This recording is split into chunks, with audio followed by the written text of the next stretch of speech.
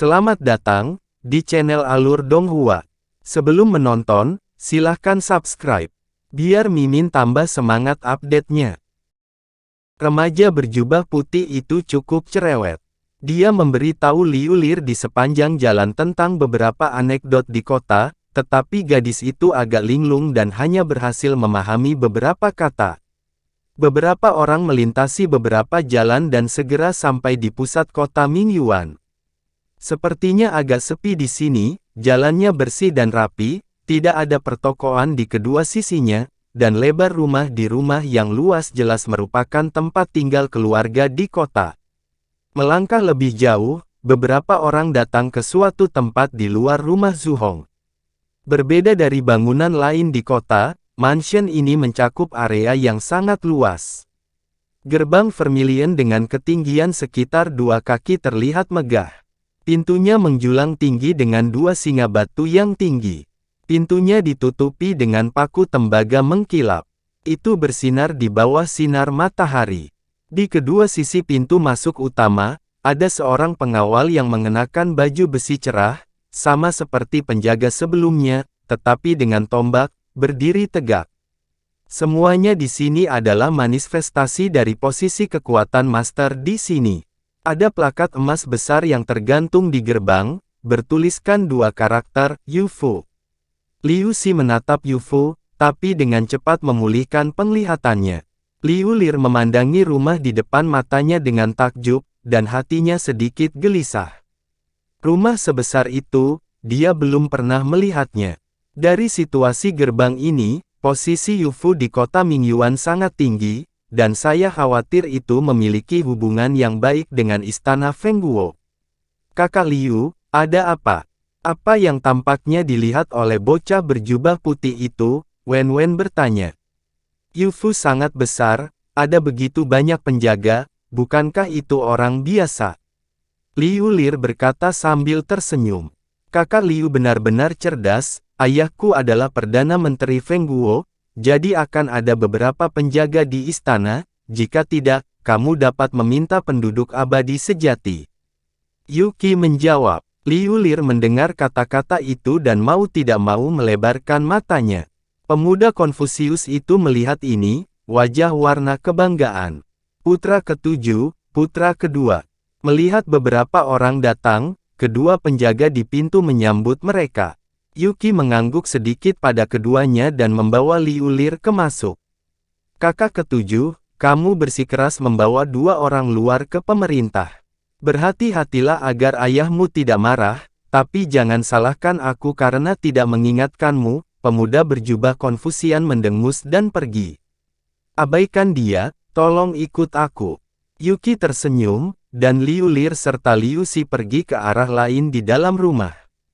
Yu Fu memiliki area yang luas, paviliun, dan banyak koridor taman. Tanahnya juga diaspal dengan giok putih, safir dan giok halus lainnya, sehalus cermin, keras seperti besi, menunjukkan kemewahannya. Yuki tampaknya sangat agung di Yu Fu. Para pelayan keluarga yang bertemu di sepanjang jalan telah memberi hormat, bahkan ada yang langsung berlutut. Liu Lir melihat ini dan melihat ke belakang punggung Yuki. 2 mata kristal cemerlang meluncur dan berputar, dan aku tidak tahu harus berpikir apa.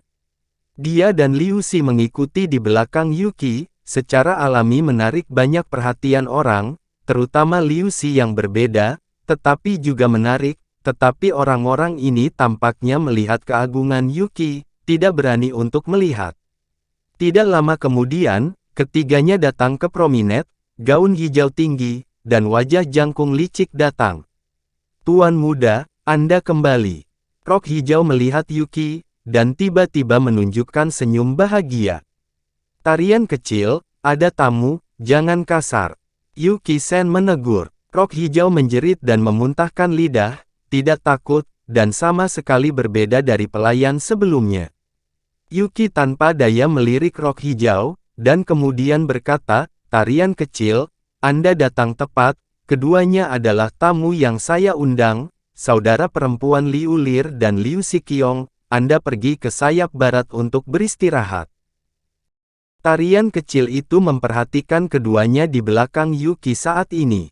Penampilan aneh Liu Xi membuatnya sedikit terkejut, tetapi setelah matanya tertuju pada tubuh Liu Lir, matanya tiba-tiba menjadi cerah dan dia tersenyum dan berkata, "Ya, cantik sekali, adik perempuan. Sister Liu adalah tamuku, kamu tidak boleh kasar. Tolong jangan salahkan." Yuki berteriak, dan tersenyum pada Liu Lir dan Liu Xi. Tarian kecil itu berkata demikian, tetapi dia berbalik dan tidak memperhatikan.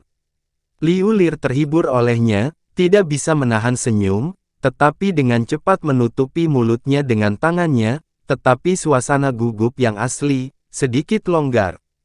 "Benar, aku telah berada di luar selama beberapa hari." Mata Yuki melihat sekeliling, dekat dengan tarian kecil itu. Keduanya berdekatan, dan mereka akrab, dan tarian kecil itu sepertinya tidak bisa dihindari. Liu Lir melihat pemandangan ini, dan menjilat mulutnya, dan perasaan kebaikan yang baru saja muncul dari jubah putih itu tiba-tiba berkurang. Keduanya membisikkan beberapa kata, dan tarian kecil itu mengangguk dan berbalik dan pergi. "Tolong," Yuki berkata dengan keras. Setelah beberapa saat, ketiganya sampai di halaman kecil, tempat tarian kecil itu disambut. Meski halamannya kecil, namun luas, diaspal dengan batu bulat, pinus di kiri, dan rumpun bambu hijau di kanan. Angin sepoi-sepoi bertiup, dan daun pohon pinus mengeluarkan suara mencicit, dan suasana sangat sunyi.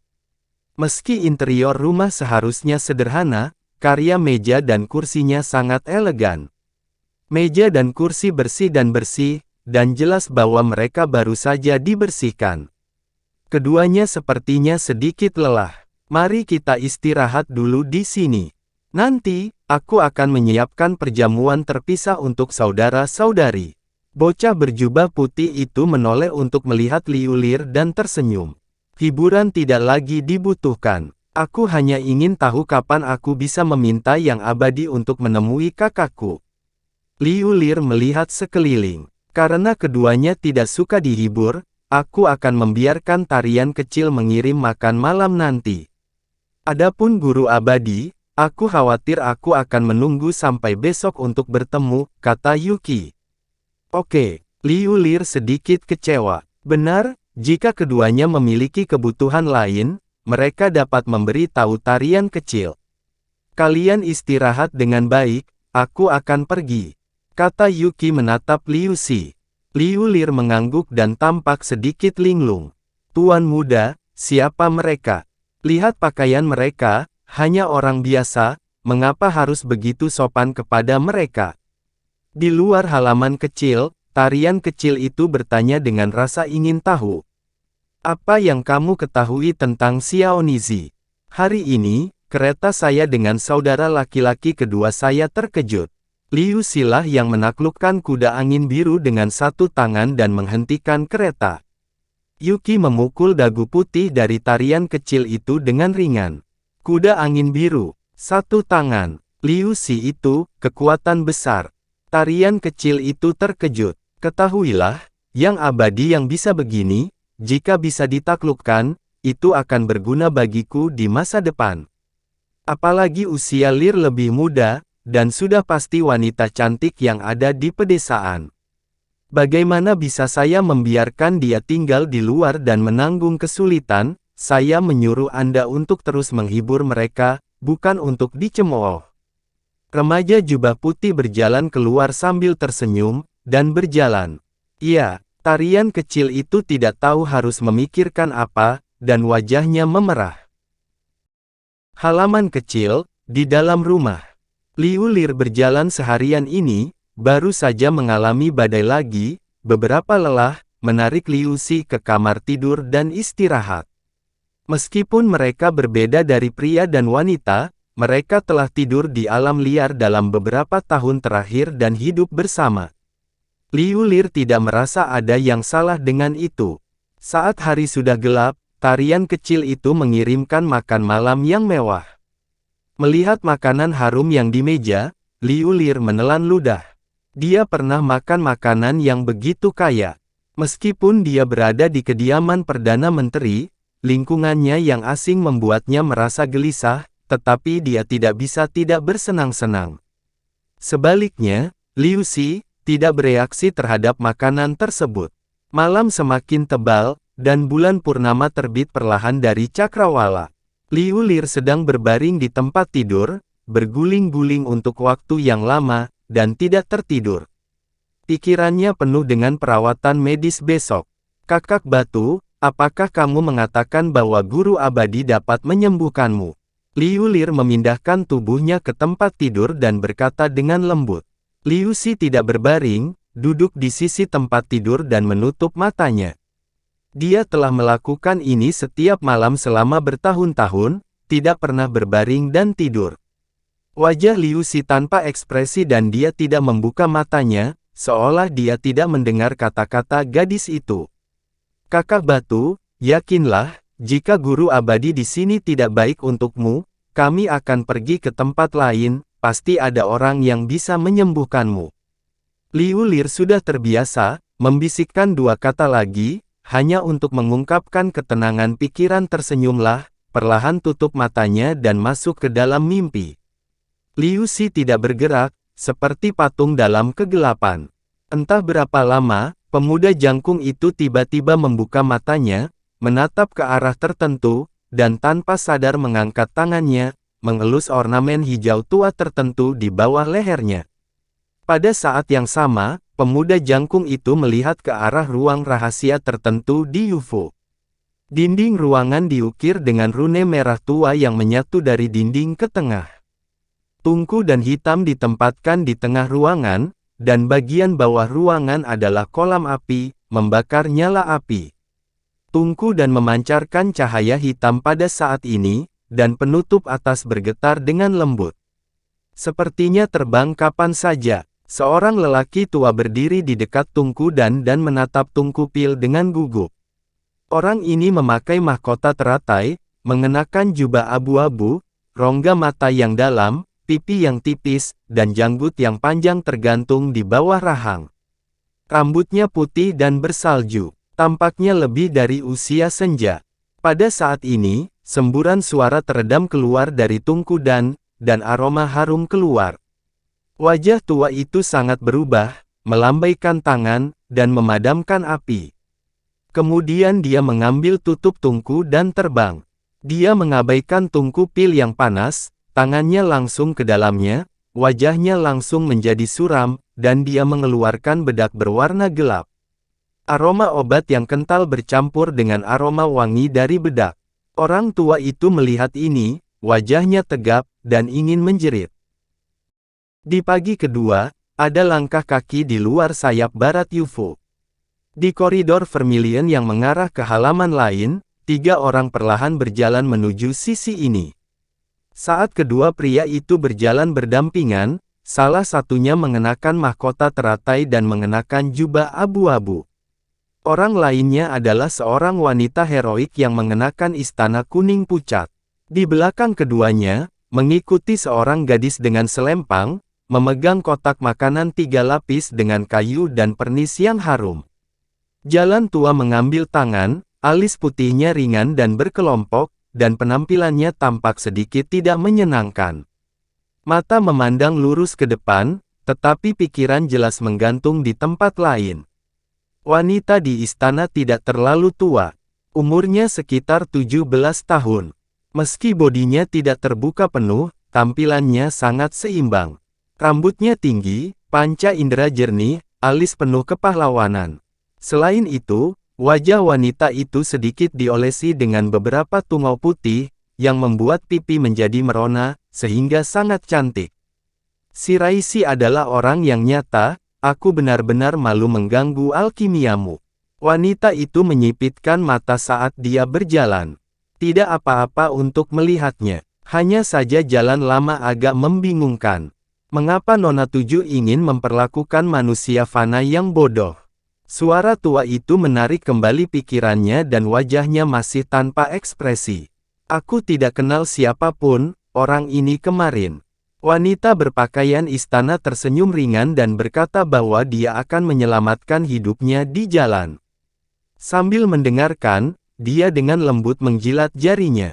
Ketika dia mendengar bahwa Liu Si telah menghentikan kuda angin biru dalam tabrakan gila hanya dengan satu tangan, alis putih itu sedikit terangkat.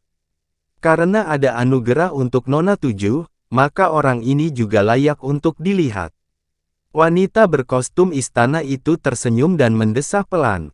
Gadis itu dengan gugup membawa kotak makanan, dan dia mengikuti kedua pria itu di belakang, dan tidak mengeluarkan suara sedikit pun. Di ruang sayap barat, Liu Lir yang telah berpakaian rapi telah berbicara tentang Liu Si yang sedang duduk di tepi tempat tidur. Tiba-tiba, dia mendengar ketukan di pintu. "Sister Li, keluargaku Nona Xianxi datang mengunjungimu." Selain dari samping, kata wanita muda itu, segera melangkah maju dan menyelinap beberapa ambang pintu sambil berbisik. Liu Lir berdiri, membuka pintu, dan menanyakan beberapa keraguan, "Apa Nona Anda?" "Kakak Li, ini aku." Mendengarkan suara yang datang dari luar pintu, aku sudah familiar dengannya. Liu Lir berkedip dan tampak bingung. Setelah sedikit ragu, dia maju dan, membuka pintu. Ketika kedua pintu terbuka tepat di dalam, dia mencium bau obat yang samar dan kemudian melihat 3 orang berdiri di luar pintu. Tatapannya pertama kali tersapu ke jalan lama, memastikan bahwa bau obat itu berasal dari orang ini, dan kemudian melihat ke pengemis di sebelahnya, dan menemukan bahwa itulah yang dilihatnya kemarin, tuan muda ketujuh itu. Ketika tatapan Liu Lir akhirnya tertuju pada wanita berpakaian istana kuning dengan senyum tipis di wajahnya, dia pertama kali tertegun dan kemudian membuka mulutnya. "Kamu, tuan muda ketujuh." Liu Lir berkata, "Ini aku." Kakak perempuan bisa memanggilku Nona 7, atau saudara perempuan ketujuh. Wanita berpakaian istana memandangi tatapan aneh gadis itu dan berkata sambil tersenyum. "Pantas saja, kemarin, menurutku tuan muda ketujuh sedikit." Liu Lir mendengar kata-kata itu dan tersenyum. "Apa sedikit?" Yuki Mei sedikit memilih. "Sedikit, tidak seperti laki-laki." Liu Lir berpikir sejenak sebelum dia menemukan pernyataan halus seperti itu. "Saat kamu berjalan keluar, kamu bisa menghindari banyak masalah yang tidak perlu. Setelah beberapa tahun, saat kamu dewasa, kamu akan mengerti." Gadis istana memandangi wajah cantik Liu Lir dan berkata sambil tersenyum. Liu Lir mendengar kata-kata itu, dan sepertinya mengerti dan mengangguk, dan membiarkan ketiga orang itu masuk ke dalam rumah. "Saudari Li, ini adalah guru abadi yang saya katakan, Shiraisi orang yang nyata, ini adalah Liu Lir, duduk di sana adalah saudara laki-lakinya, Liu Si." Nona ketujuh memperkenalkan. "Aku telah melihat tuan." Liu Lir memiliki sedikit spekulasi di dalam hatinya. Dia masih mengerang di dalam hatinya, dan dia sibuk menundukkan kepalanya. Dia tidak berani melihat lebih lama. Liu Si duduk di tepi tempat tidur, dan memandangi beberapa orang yang masuk, dan tidak bergerak. Shiraisi benar-benar menyapu Liu Lir dengan tatapan samar, dan matanya beralih ke Liu Si. Dia berjalan ke depan dan kemudian pergi ke sisi lain. Kemudian dia melihat dengan hati-hati dari atas ke bawah, dan akhirnya melihat kondisinya. Setelah melihat sebentar, lelaki tua itu menutup matanya dan mengangkat telapak tangannya. Jari-jarinya tiba-tiba mengarah ke alis Liu Si. "Ya." Lir terkejut dan berseru. Jari-jari yang mencuat dari jalan lama tiba-tiba menjadi kaku, dan berbalik, dan memandangnya dengan tidak menyenangkan. "Sister Li, guru abadi sedang membantu kakakmu memeriksa, jangan takut," Nona ketujuh dengan cepat berkata. "Maaf, Tuan Xian, saya tidak bersungguh-sungguh." Liu Lir tahu bahwa ada kesalahan dan segera meminta maaf. Orang tua itu mendengar kata-kata itu, tatapannya agak lambat, telapak tangannya terangkat lagi, dan dia memejamkan mata lagi dan menunjuk ke arah Liu Si. Seperti yang ditunjukkan sebelum penunjuk ganda, alis Liu Si bersinar dengan cahaya, dan lingkaran riak melingkar bergoyang darinya, seolah-olah batu itu dilemparkan ke danau. Setelah beberapa saat, jalan tua itu dibanting dengan ringan, menarik kembali jarinya dan perlahan membuka matanya. Bagaimana? Apakah kakak batu itu bisa disembuhkan? Liu Lir bertanya. Shiraishi menyipit padanya dan tidak berbicara. Yuki melangkah maju ke tangan Liu Lir dan menepuk punggungnya dengan lembut, menunjukkan bahwa dia harus sabar. Liu Lir tidak lagi bertanya, tetapi matanya tetap tertuju pada Liu Xi. Tampaknya tatapan Liu Lir terasa. Mata Liu Xi bergerak ke arahnya, mulutnya menjilat, memperlihatkan senyuman. Setelah beberapa saat memanjakan diri dengan batu putih, telapak tangannya dibalik, dan ada cermin bundar perunggu tua di telapak tangannya. Pergi. Dia menghela nafas pelan di mulutnya, dan cahaya biru menyala di cermin bundar, dan segera melayang dan terbang ke atas pohon willow. Saya melihat suara rendah dalam populasi Shiraishi, dan jari-jari juga menunjuk ke lukisan di kehampaan, tampaknya menulis esai rahasia. Setelah beberapa saat, dia tiba-tiba berhenti menunjuk dan menunjuk ke cermin bundar. Cermin bundar yang ditangguhkan segera bergoyang dengan keras. Permukaan cermin asli cerah, dan menjadi halus. Liu Lir menatap cermin dengan gugup, dan merasa sepertinya ada beberapa perubahan pada cahaya biru, seolah-olah beberapa gambar buram akan ditampilkan. Namun, setelah menunggu beberapa saat, cermin masih terlihat samar, dan tidak ada yang terlihat jelas. Pada titik ini, Liu Xi tampaknya kecewa karena cermin bundar menutupi bagian atas kepalanya. Dia mengangkat tangannya untuk mengusir. Meskipun dia tidak menyapu cermin bundar, itu menyebabkan cahaya biru di cermin bergoyang dan menjadi semakin kacau. Tidak mungkin, ini. Saat Shiraishi melihatnya, wajahnya berubah drastis. Segera, lengan bajunya meraung dan dia menabrak cermin kuno. Cermin bundar segera terayun ke belakang, jatuh ke tangannya dan menghilang. Liu Lir melihat pemandangan ini, dan wajah kecil itu tiba-tiba menunjukkan ekspresi khawatir. Guru abadi bisa melihat apa masalahnya, saya ingin tahu apakah ada cara untuk menyembuhkannya. Nona Qi bertanya, jumlah 5, mungkin tidak, hanya. Setelah wajah asli Whitestone yang berwajah putih, ada beberapa tampilan yang memalukan. Guru abadi harus menyembuhkan saudaraku. Liu Lir sangat gembira dan dengan cepat memohon. Jika ada obat untuk orang abadi, pastikan untuk menyembuhkan pohon willow. Adapun biaya apapun, saya akan menanggungnya. Nona 7 juga berkata. Liu Lir mendengar kata-kata itu dan menatap mata Yuki tanpa sedikit pun rasa terima kasih. Sejak Nona 7 membuka mulutnya, orang itu telah melakukan yang terbaik. Tapi pertama-tama, dia tidak tahu apa yang ada dalam keadaan tertutup. Tidak mudah untuk membukanya kembali. Itu hanya masalah pengaturan panggilan untuk susunan spiritual. Jika Anda bisa menyembuhkan, Anda masih perlu menjadi veteran dan ruang kesendirian, dan Anda bisa melakukannya dengan kekuatan penuh.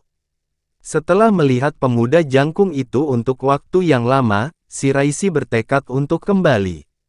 Ketika Master Abadi dirawat, bisakah Leer tinggal bersamanya? Liu Lir ragu-ragu, lalu berbisik. Mengapa kamu tinggal dengannya? Itu halangan. Bagaimana, kamu tidak percaya pada bayi kecil? Suara asli Bai Shi tiba-tiba terdengar. Hati Liu Lir menjerit dan buru-buru melambai, tidak berani, Leer hanya ingin menemani kakak laki-lakinya, dan dia melihatnya dan berjanji bahwa dia tidak akan mengganggu Tuan. Kamu bebas. Memanggil semangat hukum tidak biasa, tetapi ada yang siap dilakukan, orang tua akan kembali dulu, Master Bai Shi menatap Yuki Zheng berkata. Terima kasih Guru Abadi. Nona 7 berutang hadiah. Liu Lir juga dengan cepat pergi ke Guru Abadi Shiraishi untuk memberikan hadiah, tetapi tidak menunggunya untuk berdiri tegak, dia telah meninggalkan pintu, dan pergi. Setelah kepergian Shiraishi, gadis istana tidak tinggal terlalu lama. Itu hanya untuk menghibur Liu Lir tanpa mengkhawatirkan penyakit Liu Xi. Dia tinggal di sini dengan ketenangan pikiran dan pergi.